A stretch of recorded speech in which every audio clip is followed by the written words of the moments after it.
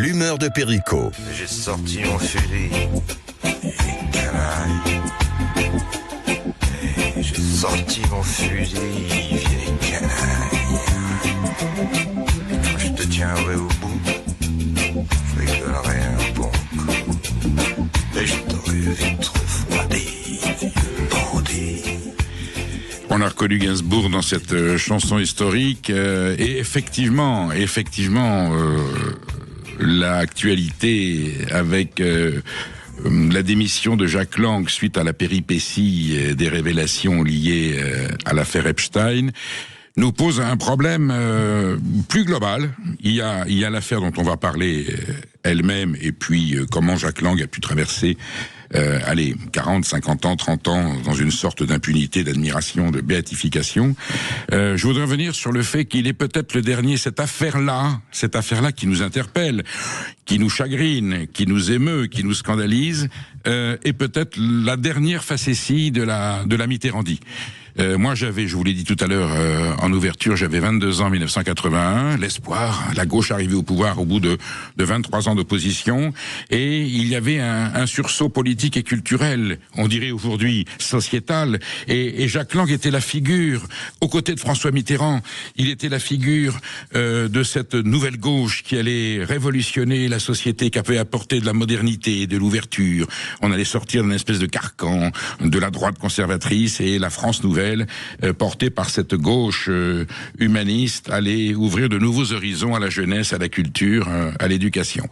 Le bilan aujourd'hui est pour le moins controversé, chers auditeurs de Sud Radio. Jack Lang est, on sait aujourd'hui, celui qui incarne cette formule qui a défini cette gauche, la gauche caviar. C'est lui qui l'a pensé, conçu, vécu, appliqué, et on finit là en fin de carrière à 86 ans à la tête de l'Institut dans Monrad dans la consécration de cette gauche caviar. C'est-à-dire que c'est lui qui a fait en sorte que l'art soit associé au marché, un marché financier, un marché économique. Il a mis l'art français, il a fait le lien entre les artistes et l'argent, il a fait le lien entre la gauche et l'argent. Et quelque part, c'était ça l'objectif des Mitterrand. Est-ce qu'on pouvait réconcilier la gauche, qui était une gauche prolétarienne, révolutionnaire, anticapitaliste, dans ses concepts d'après la guerre, et là on avait une gauche moderne, la social-démocratie française, avec Jacques Delors, avec même Pierre Mauroy. Enfin voilà, on disait nous sommes de gauche, nous ne sommes pas des bolcheviks avec le couteau entre les dents, et nous respectons les forces de l'argent, respectées au point qu'on finissait par coucher avec elles, entre guillemets, bien entendu. Et Jack Lang incarne cette France socialiste qui finalement s'acoquine avec la finance.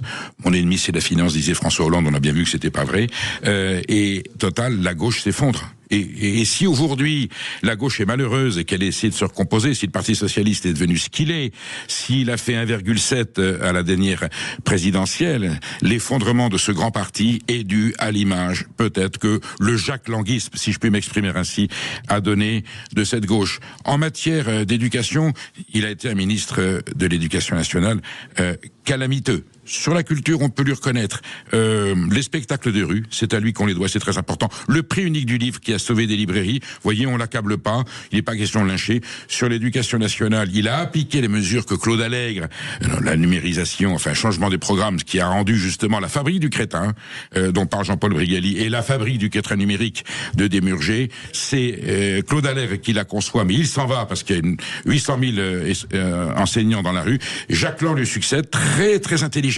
Il caresse les syndicats d'enseignement de l'éducation dans le sens du poil, et il fait passer ces réformes calamiteuses qui font qu'aujourd'hui que l'école de la République n'intègre plus, n'apprend plus.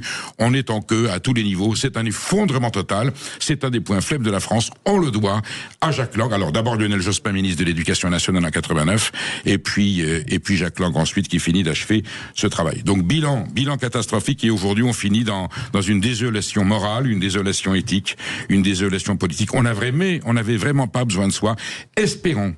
Espérons que c'est vraiment le dernier soubresaut de la Mitterrandie, 81, je me souviens. Vous savez, le discours de Malraux, admirable, lorsque on amène les cendres de Jean Moulin au Panthéon, et il est là dans ce discours qui restera entre ici Jean Moulin, et il finit en disant il avait le visage de la France. Eh bien, j'espère que le visage de Jack Lang qu'on a vu ces dernières heures ne sera pas celui du visage de la France. 1981, grand espoir. 2017, il y a eu aussi un grand espoir. J'espère que le grand espoir de 2017 ne finira pas comme celui de 1981. Allez, on change pas de main. Pourquoi Jack Lang a-t-il été protégé pendant 50 ans? On en parle avec